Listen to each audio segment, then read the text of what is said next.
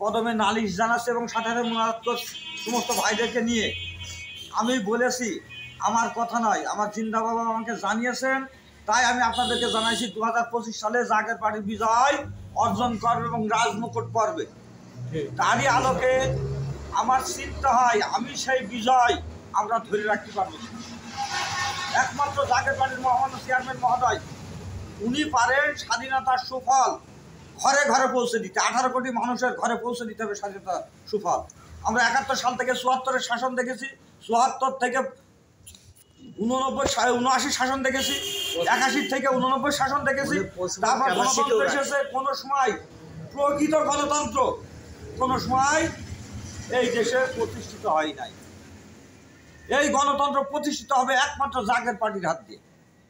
বাংলাদেশের যত রাজনৈতিক দল আছে সমস্ত রাজনৈতিক দলের আমরা শাসন দেখেছি, তবে শাসন নাই, তারা সমস্তটাই আমাদেরকে শাসন করেনি, শোষণ করেছে। আর যে বলছেন যে আমাদের মাথা পিছু আয়, যদি তাই হয় এই বাংলাদেশ থেকে 18 কোটি মানুষের দেশ, এখান থেকে 1 লক্ষ লোককে আপনি অব্যাহতি দেন, তাদের লিস্টের ভিতরে নিয়ে আসেন না। 17 কোটি 99 লক্ষ লোকের মাসিক আয় হিসাব করে উপস্থাপন করেন, দেখি কার মাসিক আয় কত। যে বাজেটগুলো দিচ্ছেন এই বাজেটের জন্য আজ বাংলাদেশের অবস্থায়